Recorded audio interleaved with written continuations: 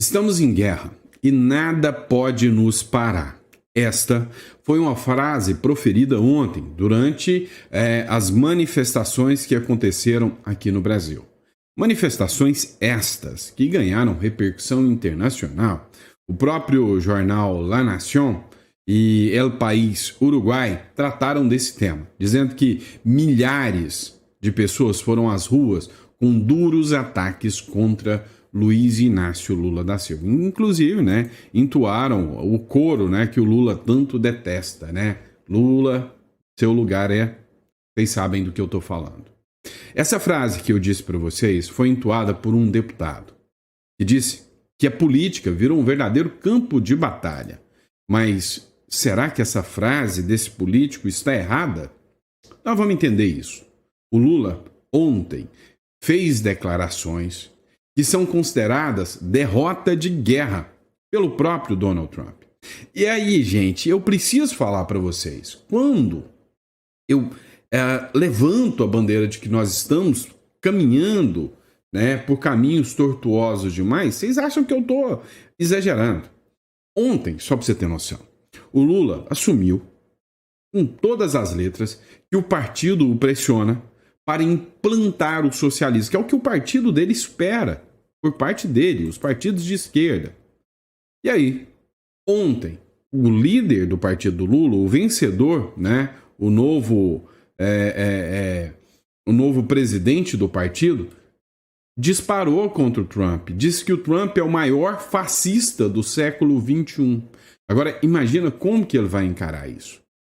Agora, foram dias de protestos e o Lula defendeu reeleição, a volta de condenados políticos e disse que a eleição ele já entrou para ganhar de novo. Ele vai ter vitória em 2026. Vitória como? Se a popularidade dele continua em baixa.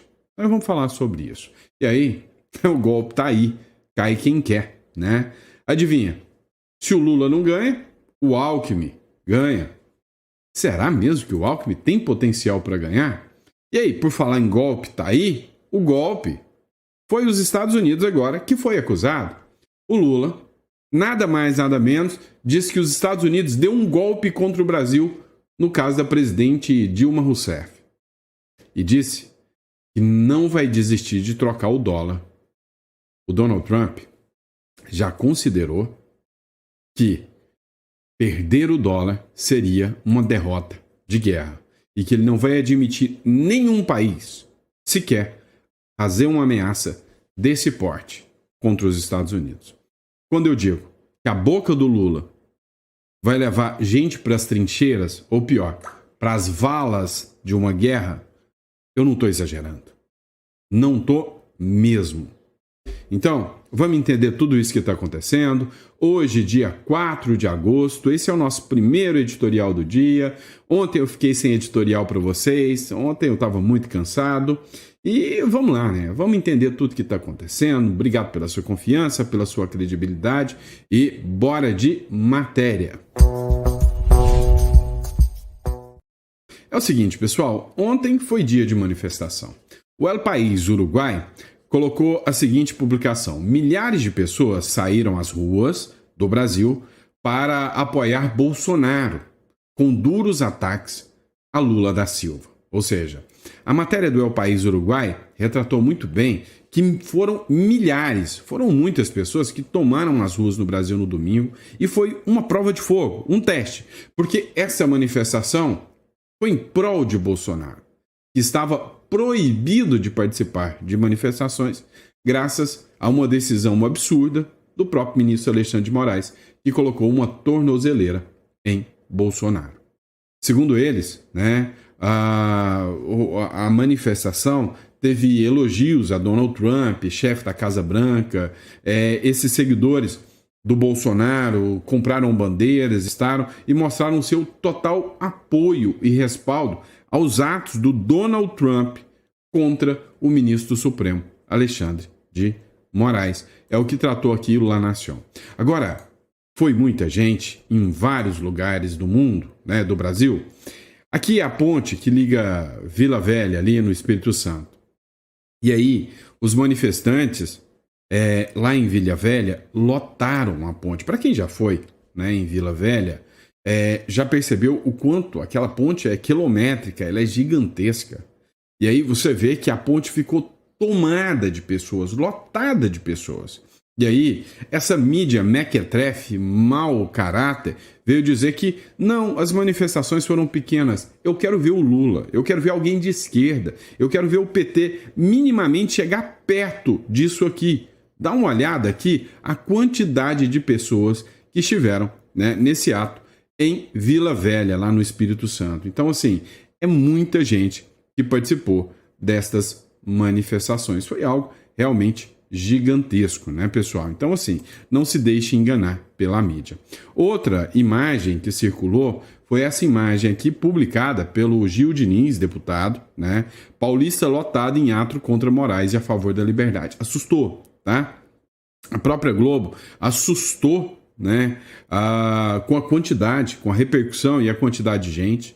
Não deu para militância de USP aqui falar, não tinha ninguém. Não, o evento foi grande, né? Sabe, os eventos da direita não estavam sendo tão grandes assim. Por quê? Há um temor, há um medo que não existe em democracias, né? Um medo de que se você for para as ruas, você pode ser preso, você vai ser atingido.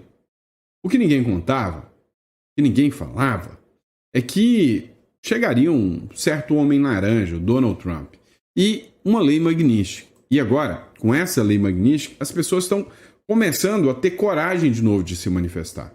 Aqui, ó, em Salvador também, manifestantes marcaram presença lá no Farol da Barra. Ou seja, foi no Brasil inteiro. Em Brasília teve, em São Paulo teve, no Rio teve, em Salvador. Ou seja, não foi um ato da Paulista, foi um ato gigante, né? Um verdadeiro carnaval da democracia. Ou seja, foi realmente um evento, né, que marca a existência ainda de democracia.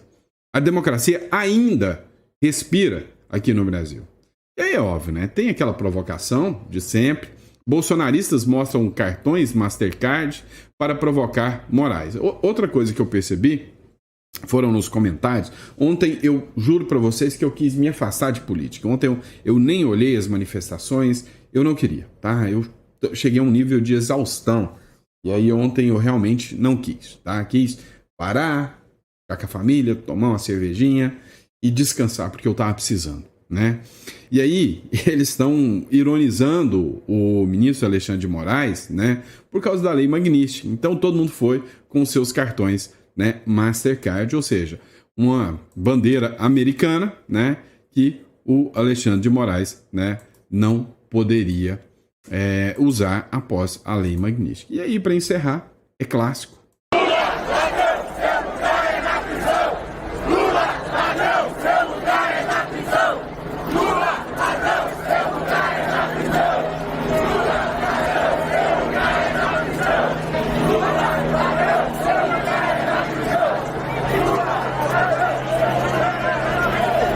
Matéria do Metrópolis, bolsonaristas gritam, abre aspas, Lula ladrão, seu lugar é na prisão, em ato pró-anistia em Brasília. Se for um ato contra Lula e não tiver essa frase, não é um ato contra o Lula. Mas vamos lá, talvez a frase mais marcante das manifestações, ontem teve discurso do Nicolas Ferreira, entre outros, mas a gente precisa abrir uma aspas bem grande para o Marco Feliciano.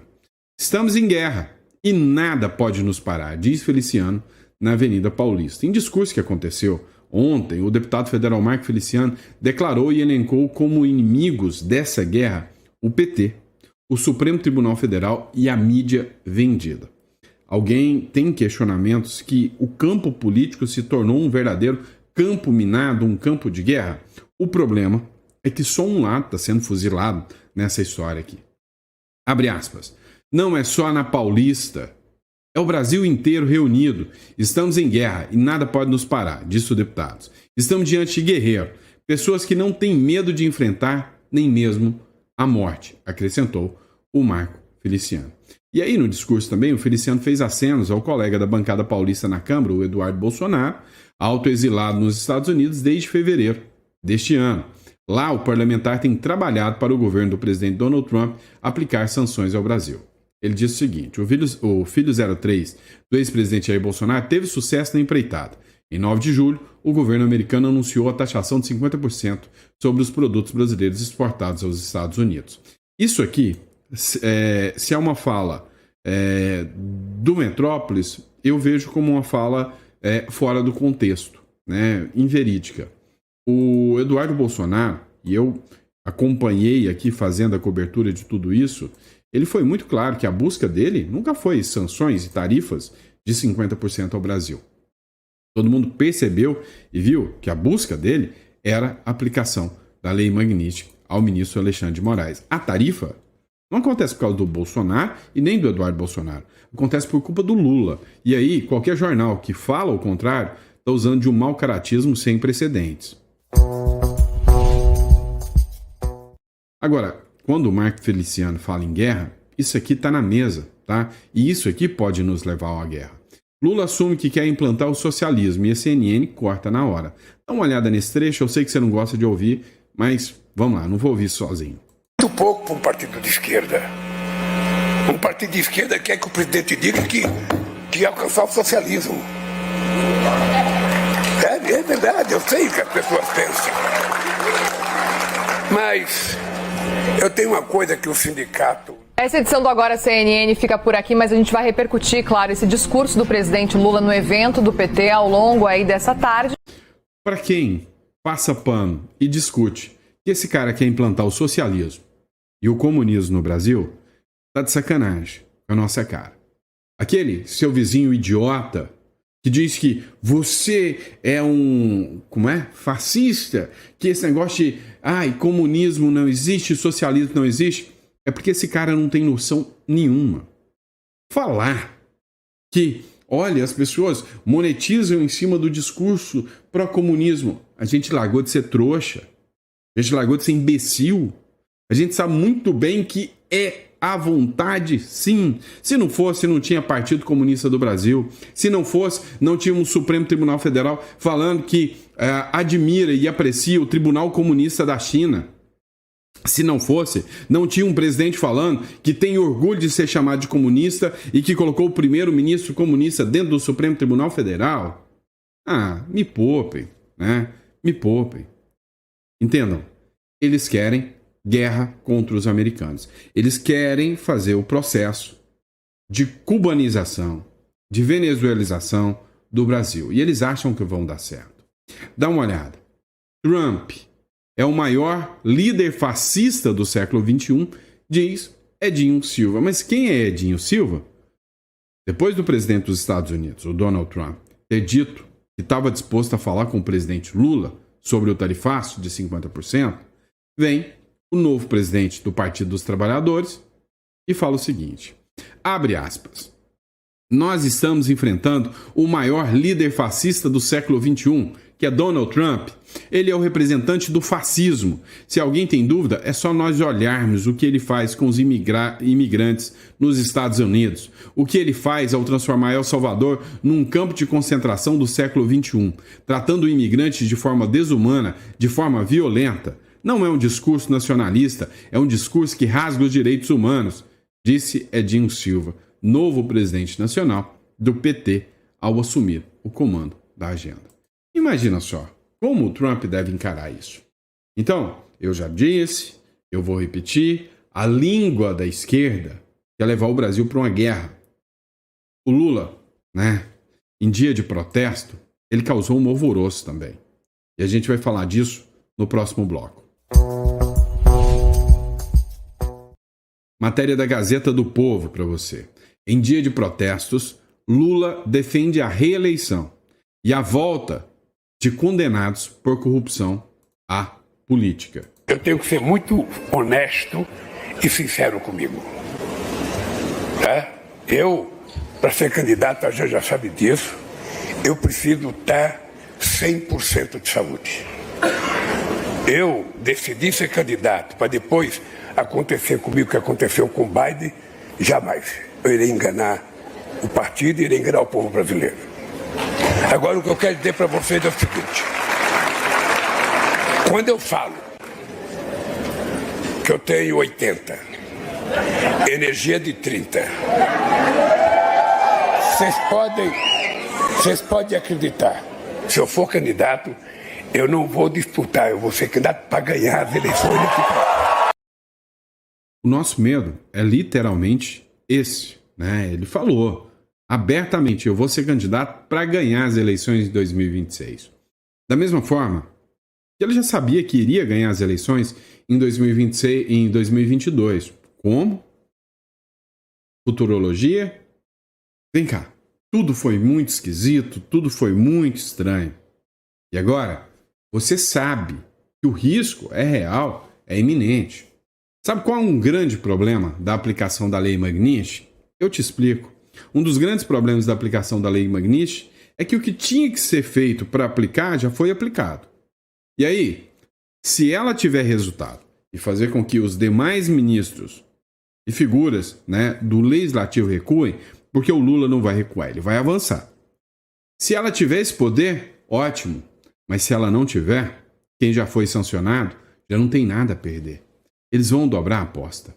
Eles vão fazer uma aposta muito maior do que você possa imaginar. E ele já tem um plano B. Ora, se Alckmin não pode, se o Lula não pode, o Alckmin pode. Última pesquisa da Datafolha.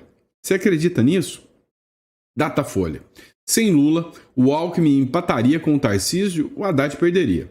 Uma nova rodada de pesquisas da Datafolha sobre intenções de voto para as eleições de 2026 mostrou que, em um cenário sem o presidente Luiz Inácio Lula da Silva na disputa, o vice-presidente Geraldo Alckmin empataria com o atual governador de São Paulo, Tarcísio de Freitas, no primeiro e no segundo turno.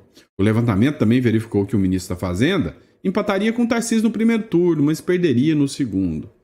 Meu amigo, esse joguinho de cartas marcadas, esse 51%, 50, alguma coisa por cento, a gente já viu esse filme. Agora, 2026, eles querem ficar. Não tenha dúvida disso. O problema é o que vai sobrar para eles governarem. Quando eu falo que as falas do Lula vão nos levar ao caos, vocês falam que eu sou alarmista. Próximo bloco, eu quero mostrar uma coisa para vocês que me assusta.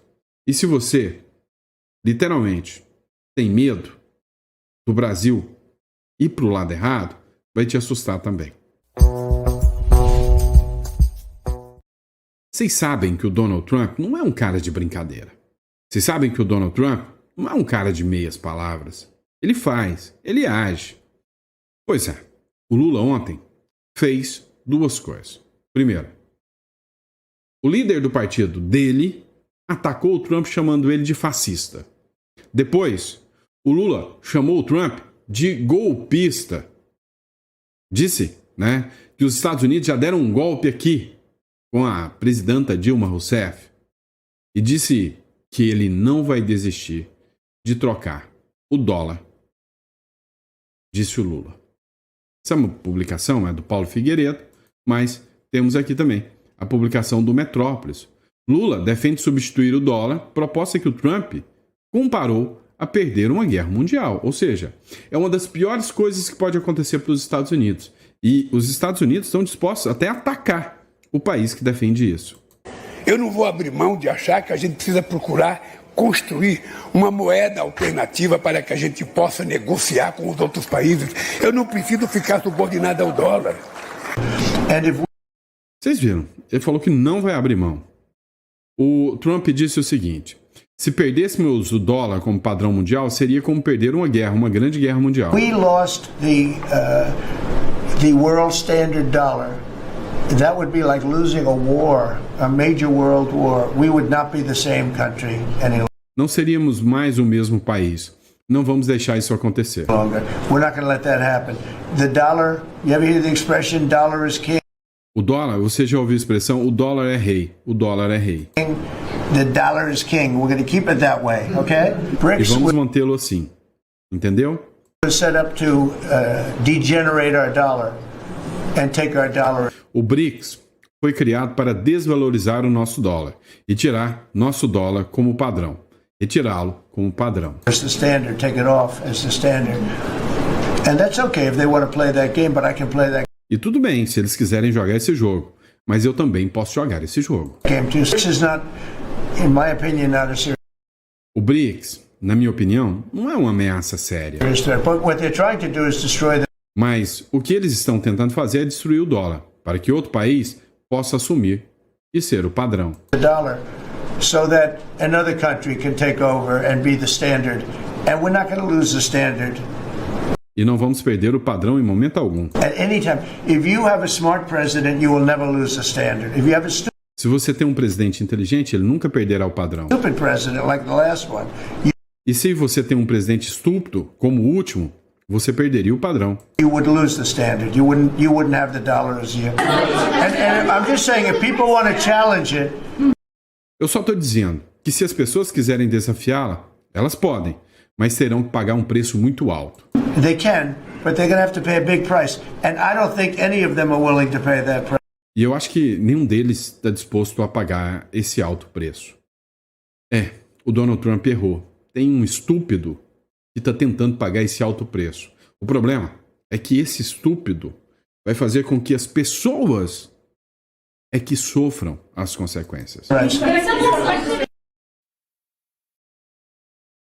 Eu estou errado quando eu digo para vocês que vocês, podem ter um impacto gigantesco.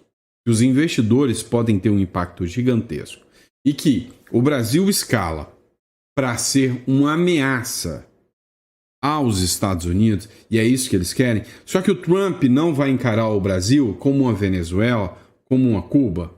Deixa acontecer.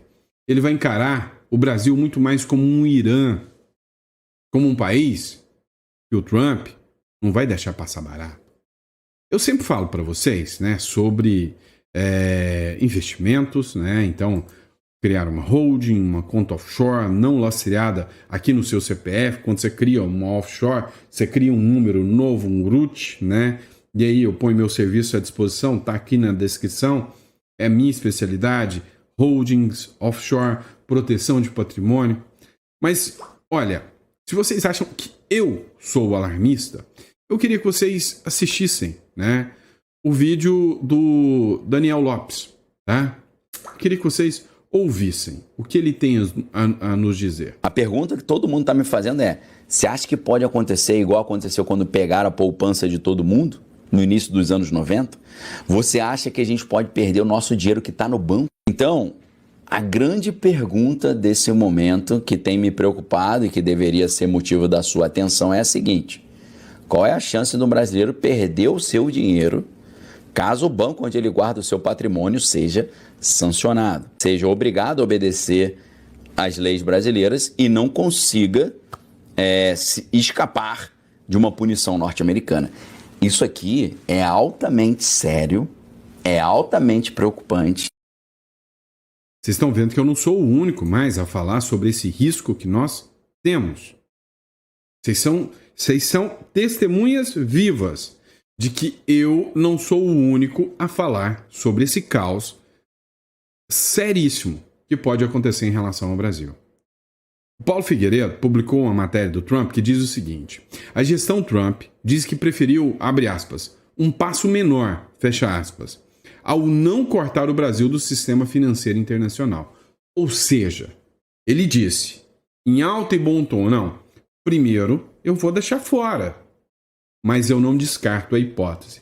E aí, se depender do empurrãozinho do Lula, meu irmão, imagina um Brasil sem sistema financeiro, imagina um espaço caótico, onde todos os empreendedores, todos os empresários, todos os cidadãos passam a ter os seus bens em bancos que ficam desligados e desconectados do resto do padrão mundial.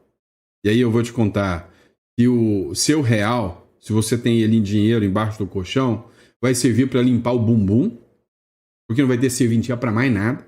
Você vai ver o dólar batendo, sei lá, 1 milhão aí, igual o Bolívar, Olha, é muito mais preocupante do que você imagina. É muito mais preocupante do que você imagina. O Paulo Figueiredo escreveu o seguinte: a gestão Trump diz que preferiu um passo menor ao não cortar o Brasil do sistema financeiro internacional. O representante comercial Jamieson Green afirma que tarifa de 50% não é fora do comum e que Trump optou por medida mais leve. Green diz que as tarifas são mais leves que as sanções, pois permitem comércio apenas com taxa adicional. Representante justifica a tarifa de 40% com base na lei IEPA, por ver lawfare, né, e uso indevido da democracia no Brasil. Trump poderia ter ido muito mais longe, cortando o país do sistema financeiro internacional. Meu amigo, vem cá. Quando eu falo para você que muitos venezuelanos viram acontecer, viram andar, viram tudo e andando, e de repente, se deram conta e já estavam num regime. Será que se tivesse alguém para avisá-los antes, muitos desses não estariam na mira? Olha, não sou eu que estou falando. Você viu o que o Daniel Lopes falou, você viu o que o Paulo Figueiredo... Agora, se você acha que esses são só imbecis, que não tem entendimento do que está acontecendo, que o Paulo Figueiredo não é um grande articulador político, e aí, se você acredita isso, você está muito errado, que o Daniel Lopes não é um grande, né, analista geopolítico, meu amigo, tu sabe, né, onde você está pisando. Essa é a verdade. Agora, olha aqui, matéria do Poder 360. Impeachment. Seria o caminho? Talvez sim, é bem provável. Mas não é só o Alexandre de Moraes. Vocês precisam entender que muita gente está falando, mas é por causa do Bolsonaro. Tá errado. Quem acha que é por causa do Bolsonaro, tá errado. É um combo de coisas. O Bolsonaro é uma pecinha-chave nesse quebra-cabeça, nessa engrenagem nefasta que se tornou a política brasileira. O Bolsonaro, o BRICS, navios iranianos, o ataque ao dólar, a implantação do socialismo no Brasil, a perpetuação no poder, a corrupção endêmica. Tudo isso é coisa que aqui no Brasil é grande. Olha essa matéria do Poder 360. 14 senadores à base de Lula são a favor do impeachment de Moraes. Congressistas de partidos que integram a esplanada do presidente. Levantamento é do votosenadores.com.br, ou seja, um site, né, que foi montado aqui para ver quem é a favor e quem é contra o impeachment do ministro do Supremo, Alexandre de Moraes, né? E aí o deputado Nicolas Ferreira compartilhou no seu perfil do X o placar atualizado dos votos dos senadores favoráveis e contrários ao pedido de impeachment do ministro do STF, Alexandre de Moraes, alvo de sanções do governo dos Estados Unidos. Os dados do site votosenadores.com.br mostram que 34 senadores vão a favor do impeachment e 19 são contra. Não tem nem a maioria. Nem a maioria. Seriam 41. Né? São 34. E aí, é um voto qualificado, né? O voto do impeachment dos ministros do Supremo Tribunal Federal, né? E aí, outra matéria que a gente envolve ainda sobre o ministro Alexandre de Moraes, que aí é para justificar a primeira matéria de que teve mais gente na rua. Eu senti mais gente na rua agora do que no último evento que o Bolsonaro chamou, por causa disso aqui, ó. Nova decisão de Moraes sobre Constantino gera uma teoria na direita, a teoria magnística. O que seria a teoria magnística? A teoria magnística é que quando você implementa sanções, há uma tendência de recuo. A nova decisão do Alexandre de Moraes sobre as redes sociais do comunicador bolsonarista Rodrigo Constantino resultou no surgimento de uma teoria da direita. O ministro acolheu o recurso da defesa do jornalista e determinou o desbloqueio dos perfis do jornalista em todas as plataformas digitais. Efeito magnístico? Moraes acaba de determinar o desbloqueio de todas as redes sociais do Constantino. Todas. X, Instagram, TikTok, Facebook, YouTube, escreveu Jeff Chikini em seu perfil no X. A decisão também foi comemorada pelo advogado do Constantino, o Emerson Grigoletti, tá? Então, assim, não eram medidas, não eram decisões típicas de ministros como o Alexandre de Moraes, tá bom? E é isso, pessoal. Obrigado pela confiança, pela credibilidade. Começando a segunda-feira aqui com bastante trabalho, né, aqui para vocês. Vamos lá. A gente precisa entender o seguinte. Quero apresentar alguns pontos para vocês. A gente está acompanhando, né, sempre o que está rolando na política e a gente se preocupa sobre o que está acontecendo. Nunca foi tão importante que, assim, eu já tenho um escritório que eu trabalho há muitos anos, né? Desde 2012, na verdade, tá? Que o foco é só holdings, offshore, estruturação patrimonial, proteção do patrimônio de empresários, né? Então, eu tenho essa consultoria financeira há muito tempo, né? Isso voltado para empresários, para pessoas que adquiriram patrimônio, para pessoas que construíram patrimônio no Brasil. E aí, a diferença entre você estruturar isso, né, muda muita coisa. Como, por exemplo, às vezes você paga altíssimos impostos por não saber a regra clara. Vou dar um exemplo claro. Você tem um imóvel que você vai comprar e você tem esse imóvel há muito tempo, você vai pagar altíssimo ganho de capital. Dentro de uma holding, pode ser que você reduza esse valor significativamente. Você sai de uma taxa aí de 22% para cair numa taxa de 6%. Ajuda, não ajuda? Sem contar que quantos empresários eu já vi perder o patrimônio porque o bem do empresário está no CNPJ da empresa e aí vem aquela ação trabalhista. E quantos empresários eu já vi perder tudo? É falta de orientação, é falta de ter uma estrutura adequada. Se isso é justo para você, clique aqui no comentário e entre em contato que eu vou fazer questão de te atender, eu e minha equipe vamos te atender, né, para você que tem um patrimônio, para você que é empresário, entender as regras da proteção patrimonial e da reestruturação através da internacionalização. Tá bom? Obrigado, pessoal. Fica com Deus e eu vejo vocês no próximo editorial.